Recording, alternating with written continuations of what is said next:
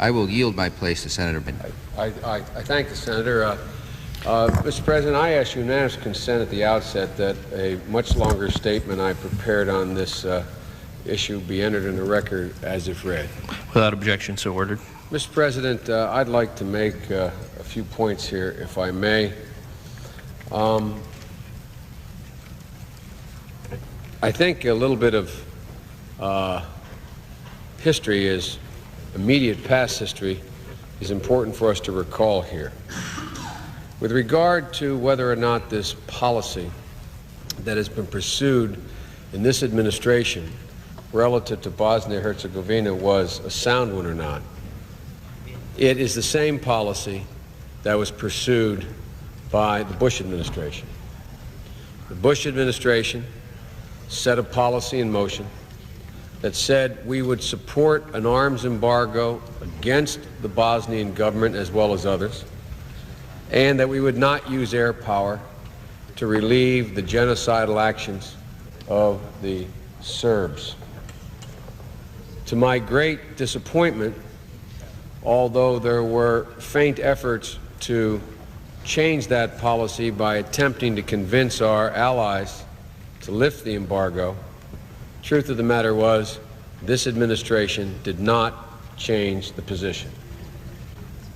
Some of us, as long ago as the last 4 months of the Bush administration, argued loudly, if not persuasively, that the Bush policy was an incorrect policy, argued that we should lift the arms embargo, and in addition to that, that we should supply weapons to the Bosnian government, which at that time was a multi-ethnic government made up of a council of presidents, roughly divided a third, and a third between Muslims, Croats, and Serbs within Bosnia.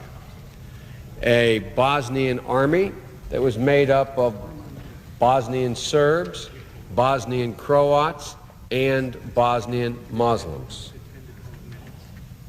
And we even passed the so-called Biden Amendment through both houses of the United States Congress that authorized the President of the United States to seek a lifting of the embargo and to transfer up to $50 million worth of weaponry off the shelf to the Bosnian government.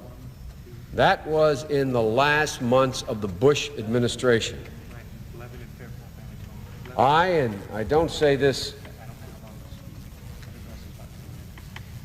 to speak to so much what I did or didn't do, but to mark it historically.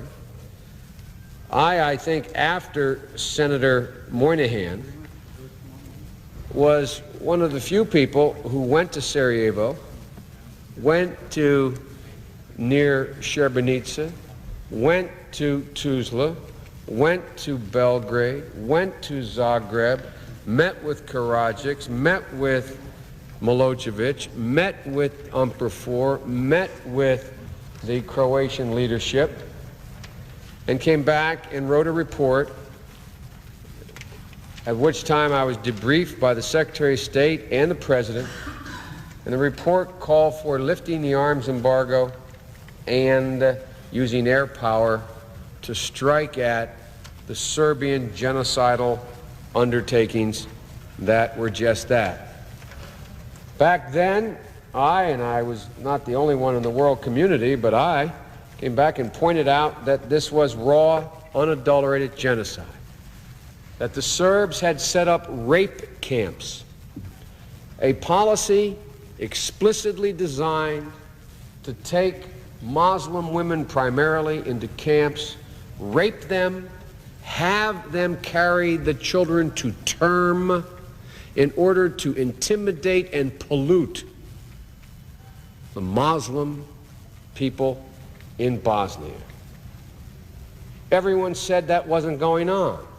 This was not 1937 or 1938 or 1940. But now no one questions it occurred. I remember coming back after going up through Mount Igman and over the mountains into a place called Kisseljack, and going through villages and coming back and saying, there are graves. You could ride through a village in the mountains and see 3 or 4 homes pristinely kept, window boxes, flowers, 3 in a row. Next home, a hole in the ground. Next home, perfectly kept, 2 holes in the ground or a chimney sticking up after that. And graves at the end of the town road. And I was told by our own people, as well as the French, God bless them, and the Brits, that these folks are all the same. They're all bad guys. They're all like this. They've all been doing this for all of the last 4 centuries, which is historically inaccurate and was inaccurate in terms of what was taking place at the time. I remember when we watched on television, the senator from Arizona and I spoke to it on the floor that night when they overran Srebrenica. And you could actually see UN soldiers sitting there with their blue helmets and hats on top of tanks, watching the Serb conquerors take the women and children, send them in one direction, and take the able-bodied men and send them in the other direction for extermination. This wasn't because they wanted segregated prison cells. They took them to the woods, they dug holes, they shot them, they dropped them in the holes, they poured lye on their body and bulldozers the dirt over them. And we were told, no, that's not happening. Now we have satellite imaging that uncovers this. Surprise! Surprise! Oh, my Lord, this is happening. And the reason I bother to say this, because I know you all are tired of hearing me saying it for the last 3 years, is to make one very important point. And one, with all due respect, I don't think the President has accurately made. And that is, what is our interest in Bosnia? Is there a vital interest? Is there an interest? Or as my friend from Missouri said, does this action represent our interest and our values? Well, if this does not represent our interest and our values, then nothing that has happened since the end of World War II represents our values. How many in this chamber, like me, have gone to Holocaust memorial events and heard the refrain, never again, never again? On the same continent, in the same proximity, to the same death camps, it is happening again and happened again. But this time it was not Jews, it was primarily Muslims. In 1935 and 37 and 39 and 41 and 43, had it been Catholics like me or Protestants like many in here who are being taken to death camps, the world would have risen up years earlier. But it was not. It was Jews. And we all turned a blind eye as a world. I respectfully suggest, were it not Muslims this time who were in the rape camps, were it not Muslims who were being exterminated, who were part of this new phrase. I wonder how many of us ever thought, as students of World War II or as participants in World War II, that we would ever serve in the Senate and hear the phrase openly used by one party in a conflict, and the phrase being ethnic cleansing. Ethnic cleansing. Isn't that an antiseptic term? And notwithstanding the fact only the Serbs used the phrase, I kept hearing on this floor that they're all the same. They're all the same. There have been atrocities committed by Muslims and by Croats, but they have not set up rape camps. They have not set up death camps. They have not mass murdered as part of a coherent plan of people based upon their ethnicity and their religion. That's called genocide. Genocide. That's what it is. And now, even in our move to state what our vital interest is, this administration and others who support it are afraid to use the word. We're told we're not taking sides. I'm here to take sides. Mladic is a war criminal, the leader of the Bosnian Serbs. He is no better than Himmler. He is no better than Goebbels. He is a war criminal.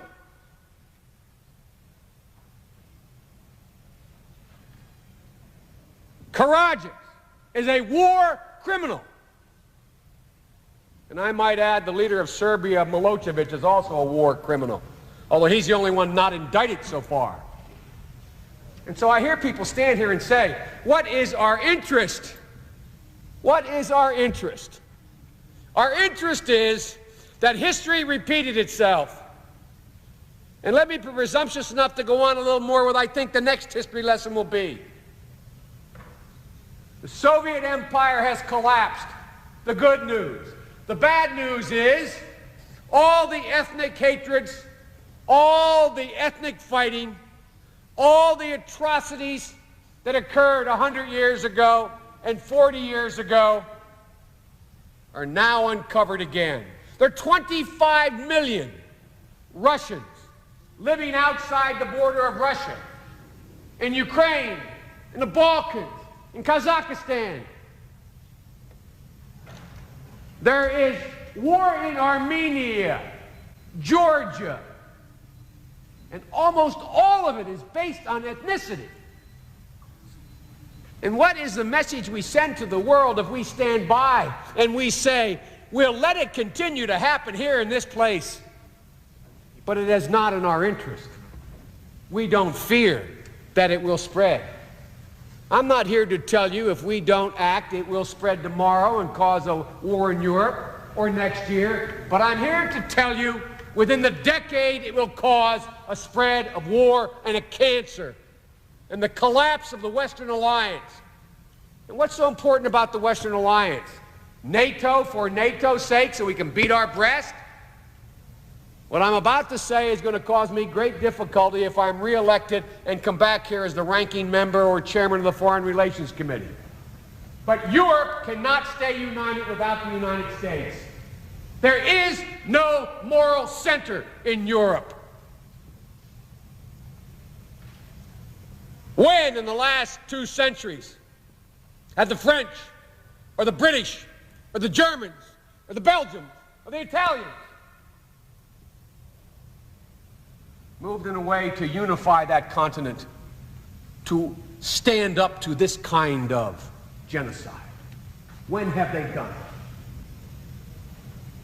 And the only reason anything is happening now is because the United States of America finally is understanding her role. So we do have a national interest. Our national interest goes well beyond the genocide that will spread like a cancer.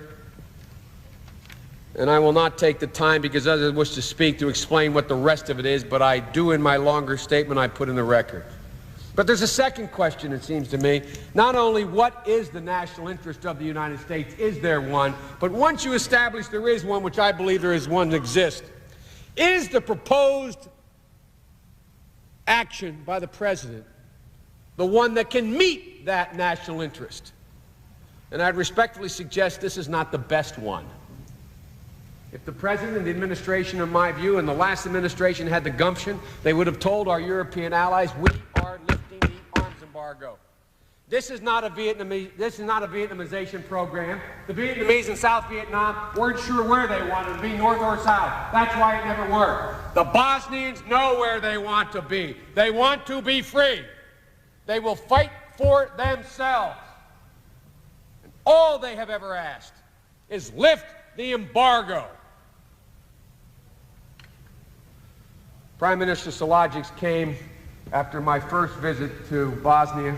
I asked in my office, and 12 of my colleagues, all good men and women, came, Democrats and Republicans, because the word was then, you know, if we lift the embargo, it's just going to make it worse for those poor folks. More are going to get killed. And one of my colleagues, very informed in foreign policy, one of my Republican colleagues and Democratic colleagues, sat at my conference table and said the same thing to Silagic. And Silagic said something I will never forget as long as I live. He looked at this senator and he said, "Senator, at least do me the honor and the privilege of choosing how to die. Senator, do not send me food to fatten me and my family in the winter, only to be assured that I will be killed with a full stomach. Give me a weapon. Let me defend myself and have the good grace to let me choose how to die." He then went on to add, "I'm not asking for you to send a single American troop. I'm not asking for you to send a single American. Just asking you to lift this immoral embargo." Well, that's what should have been done. Because the only time, as a student of history of the Balkans, and I suspect I have read as much as almost anybody in here, at least I've tried my best. I've gone there twice. I've spoken with everyone I could speak to. The last two Balkan wars, the only time they end is when all parties conclude they cannot achieve any more on the ground than they can at the peace table. But events have overtaken us, and the event that has overtaken us is called Dayton. And one of the things that bothers me most, I say to my friends here in the Senate, both men of experience, is the part I don't like about being senator is when presidents don't get it right, we don't get to make the best choice. We get to choose among bad choices. And it's that old thing about the Hobson's choice. Two bad choices, no choice at all. The best choice would be lift the embargo, provide air cover while it's being done, and let the Bosnian government establish itself, because Serbia has already lost. Milosevic has no interest in continuing because he's a pariah in the Western community. Have the War Crimes Tribunal go forward and let it be settled.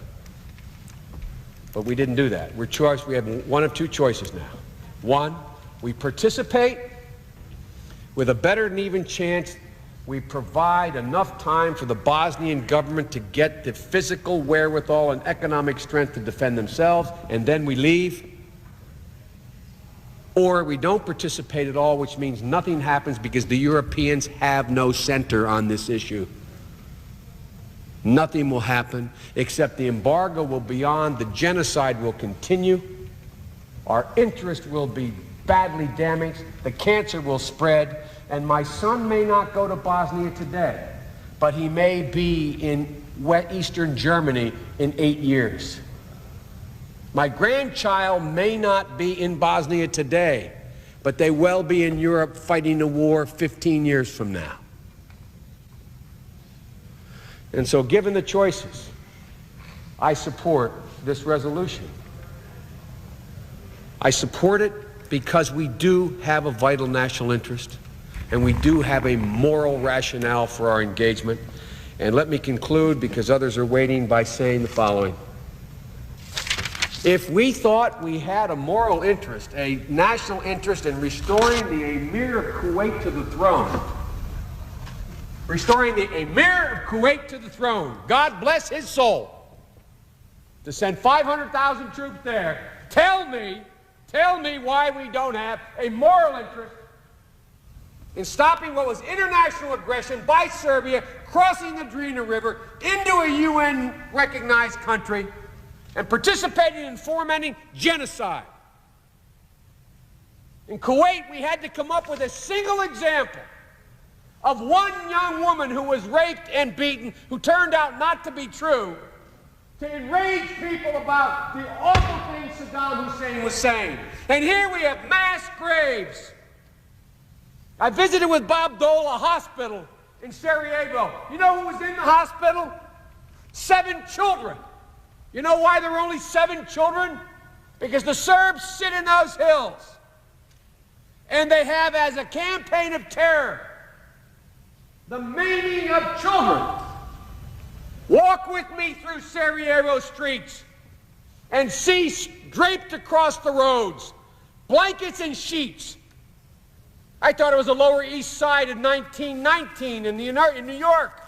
And I asked why. You know why they're there? To take off the line of fire from Serbian snipers shooting children.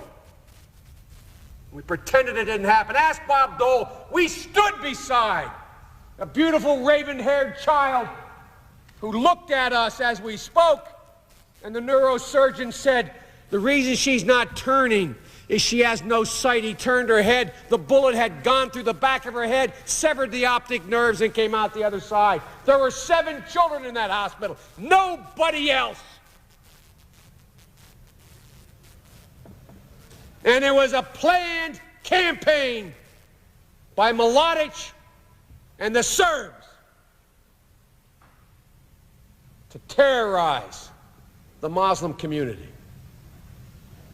So let me tell you, if your moral center is oil, I understand you.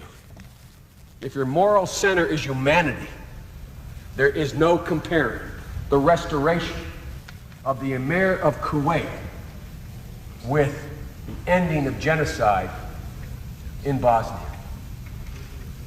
But the only exit strategy, I say, Mr. President, there's only one. And I hope the President, with all due respect, understands it and commits. Only one exit strategy. And that is, we will not be able to leave unless with Bob Dole, Joe Biden, Lieberman, a whole bunch of others, insist it be in this resolution.